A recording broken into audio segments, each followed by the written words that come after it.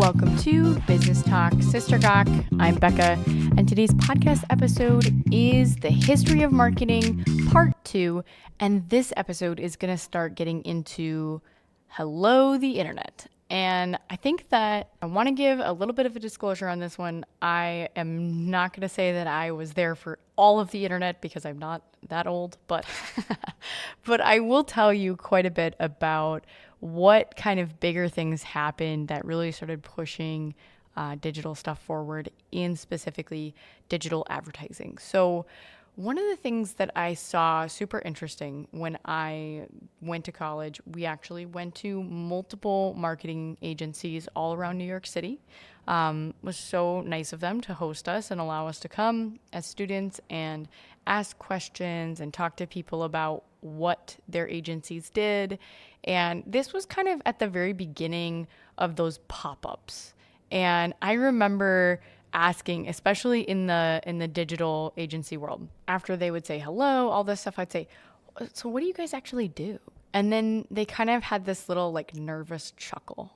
And they would say, well, you know those like pop-up ads that show up and block you from seeing the page? We make those. And it was kind of this like awkward, like, I don't really want to tell you what I do, but somebody has to make those, even though everyone hates pop-up ads.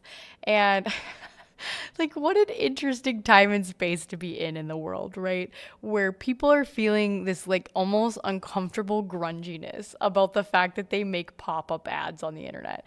And, you know, all of these agencies, they're, by the way, Ogilvy and Mather is still around. They have a place in Manhattan, and I don't know if they have the same name still, but we got to tour that agency, and that was super cool because, you know, they're working for accounts like Band-Aids and all the other big brands like Procter & Gamble or whatever else. And it's so cool to like walk into a space and feel like I've seen these things on the shelf at the grocery store, and here are the people that help advertise those, and, you know, like laundry soap and all this different stuff. Like, it's kind of fun to think, wow, like somebody made that commercial that I watched, and these are the people. And the thing about the digital space was that it was kind of just continuing to change regularly because, you know, we have all of these companies like Google figuring stuff out and making it better and teaching people about how to pay for ads on the back end of their program. And you had to be pretty nerdy at the time. And I would argue you still kind of have to be pretty nerdy if you're a pay-per-click marketer, because you got to know a lot. It's almost like stock broker trading or stock trading, where you're like looking at all the charts, you're looking at the whole cost per click on the keywords, how you're going to bid against your competitors, all this kind of stuff that you have to take into account to make sure you're getting the best bang for your buck on the budget that you've been given to advertise your ads. And so that's still to this day something that people do. But it is quite a bit different than it was before. So let's just talk a little bit about the different avenues of marketing. So in 2007, approximately, was this concept of a remarketing. And Google started doing a lot of it on their products. And then all of a sudden, Facebook was using it. And then we had the intro of APIs, which is application programming interface. And I'm gonna go back to the remarketing first, and then I'll talk about the APIs later. So remarketing was this thing where if you search something, say on Google, what's the best way to get out fingernail polish out of a couch? All of a sudden you get all these results, right? But then because you searched that you spilled on your couch, essentially, then all of a sudden you're starting to get these ads and different things. Or like maybe you looked for a pair of Nike tennis shoes. That would probably be like a way easier example of that, because there's a little bit less prediction there. You get ads about shoes, and Zappos would send a lot of money towards ads and stuff, and they became one of the biggest retailers for a little while. of specifically shoes. They expanded to a lot of other categories too, and eventually got bought out by Amazon.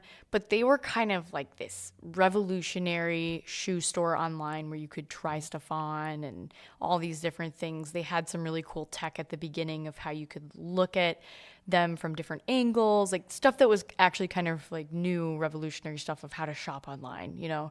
And so there was a lot of really interesting things going on at this time period in the online space. And with that, so you search for shoes, you look at one website. Well, then if you saw an ad on YouTube later for those same shoes, it was because of remarketing, because you have something in your browser called cookies. And when you search for something and you have like your account associated with, say, your Google Gmail or something, all of a sudden, like, you have these cookies that are following you around onto all the other Google products and sending you ads reminding you that you looked at those shoes, right? And people say, man, like, why does this happen to me? Well, because Google, for example, is a really big company and they are tracking all platforms together and creating a user profile for you based on your cookie information. And potentially if you're logged into your Google account, like a free Gmail or whatever, they're looking at all of it and they're connecting it all together in the remarketing platform. Now, okay, you also have to understand that Google owns Google Maps. So you have this entire ecosystem of your life that is being watched by one company that's creating a profile on you based on quite a few data points that would say this is in fact you based on your geographic location, right? So there's a lot of things going on there. And then intro, what they didn't have access to was a lot of people on Facebook. That was probably one of the bigger social platforms of the time, right? And then you have what's called this API. And this was like this new thing that I feel really did instrumentally connect remarketing to so many more things. So basically APIs were a way for developers to be able to make add-ons to other people's stuff. So that allowed people to make connections between different platforms. You could send information back and forth with these APIs. And you could send that pretty regularly if you use like an integration like called Zapier, which basically you would pay for these little quote zaps, right? Sending information, updating it. And that integration would send info back and forth. Now we do this a lot today with like banking information into our accounting softwares or all this different stuff. But like at the time, like this was kind of new. And so getting these, especially individual people that wanted to get opportunity to get in front of people who use Facebook or honestly in the Google Play Store. Like it was like almost like you create your own app with an API and connect it into Facebook, and it would allow you to make like a cool game or whatever. Facebook wasn't the one that owned the game. It just kind of connected to it, and it would allow you to do all these cool things, right? And it also allowed you to connect your profiles, which you didn't even know was happening, to like, so if you went from somebody's website, right, on Google Analytics, it would see that you were on the website. And then if your, say, business had a Facebook profile and somebody was on your Facebook profile and then they went to your website, or vice versa, if you had this API token for your Facebook into your website and connected to your Google Analytics, all of a sudden you've created this like entire connection ecosystem of you can track your user from looking at you on Facebook to seeing you on your website to then following them around with ads that obviously like after they've done these things, it's going to trigger you to spend some money on reminding them about who you are so that you could capture their attention to come back and buy your product, right? And so this entire system was built by these big companies to track your entire user experience and to be able to prove to their finance departments that what they were doing made money. So really, if you want to be mad about someone's data privacy, you should really look at the finance people in all of those companies because they're the ones that wanted to see if it was working, right? And obviously, like marketers, they totally ate it up because they were able to prove their value. Yeah, what I'm doing has a purpose, and it's not just throwing junk at the wall and seeing if it'll stick. Like, we actually have a plan and it's working, and we can see the numbers to show that, right? And so then they had stuff called conversion rates and click-through rates, and you're looking at how this first exposure of something then translates to a follower, or translates to somebody putting something in a shopping cart, and then where is there a shopping cart abandonment happen. And there were all of these conversations around that stuff because shopping cart abandonment was like a big deal. So then you have this whole other side of it, right? Because these agencies are really focused on these big brands and showing all this data, and they just have amazing things going on with data. But then you have all of these little companies, and they're trying to figure out, well, how do we get found online? And there started to emerge a lot of people that would say, well, here's what you need to do to be found online. You need to do search engine optimization of your website. And that would evolve all the time. First, it was like, well, you need to be on these social platforms plus this because Google wants to make sure that you're legitimate. And in order to prove your legitimacy and you're not a made-up company, you have to have your address and your phone number, and you have to be on Bing and Google and Facebook and LinkedIn, all these different places, cross checks that you're a legitimate business and you've done the work to set up all your profiles to say, yes, this is us. And all of this additional stuff with, like, if you were in the white pages or whatever else, there was like all this different stuff. And with that, they would teach people, or you would pay an agency to do it for you, to write your blogs and put up all this content because, well, you, in order to show Google that you're an authority on the subject, you should write content about this subject. So when people search roofing companies, for example,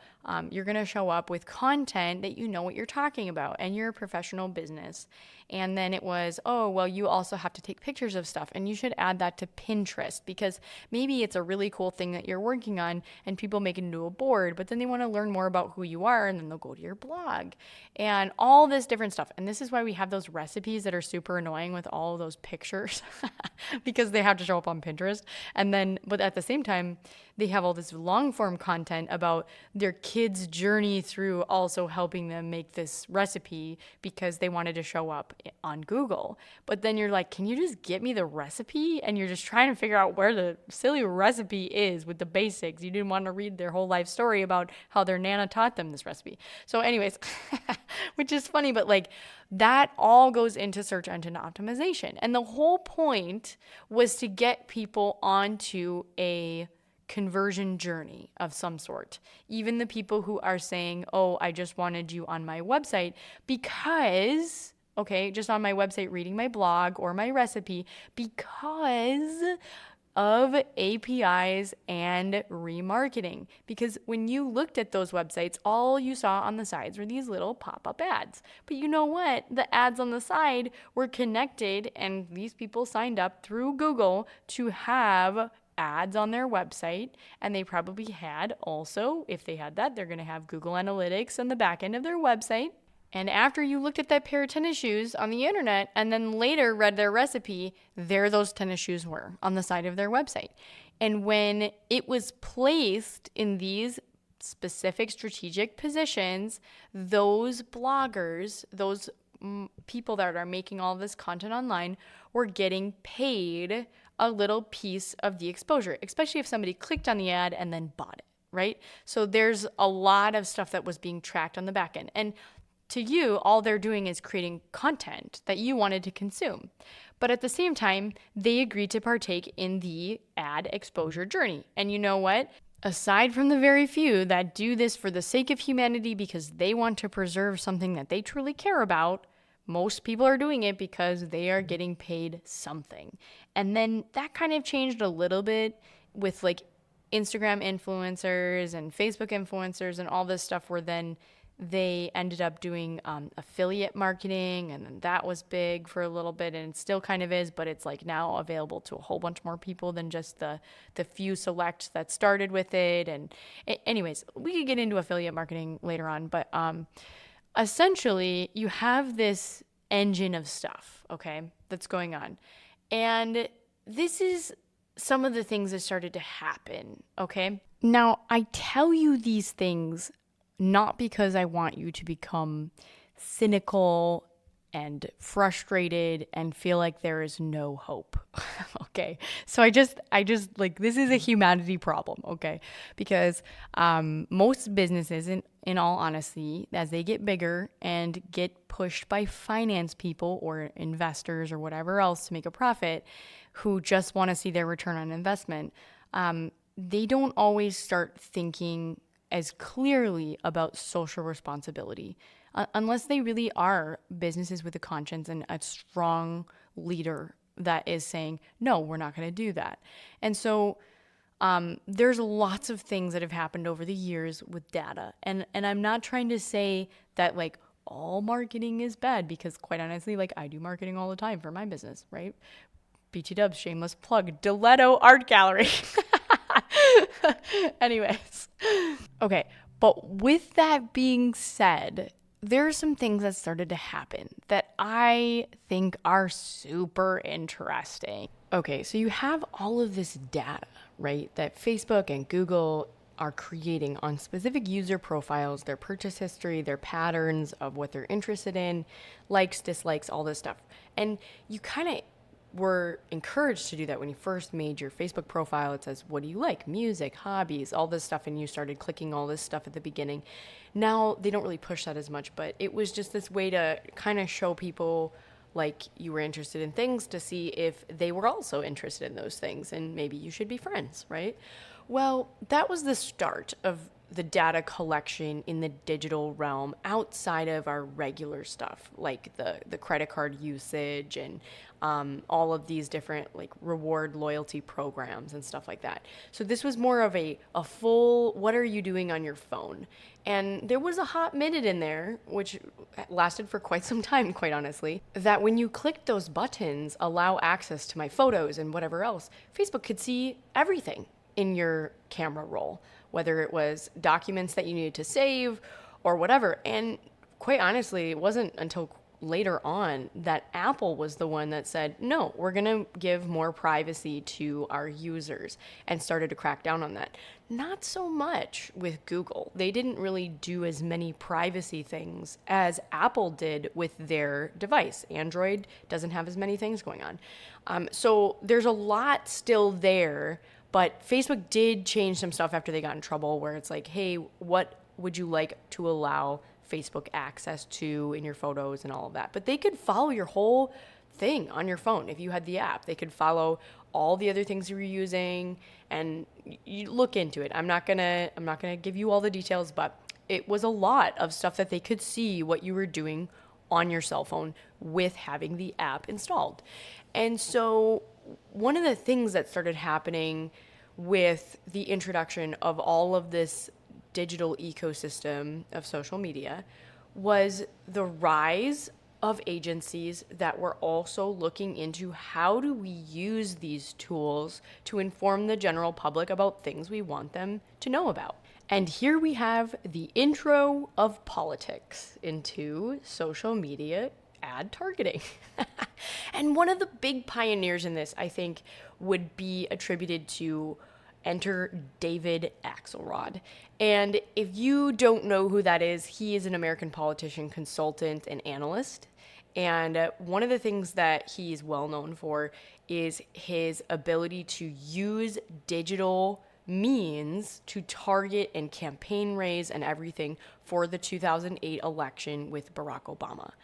And the reason I know so much about this, quite honestly, is because I had a professor when I was in Ireland named John McCarthy, who was actually a change management advisor on the Obama campaign. And so one of our class projects was we had to read all of these books, actually quite a few of them by other people that were a part of that campaign, about their use of change management, their use of social media, all this stuff that was happening during that time period. So here's some really interesting things that you would want to know. So, and this is just like pulling from like PBS and other places, but Obama spent 10 times as much on social media as Romney did at that time.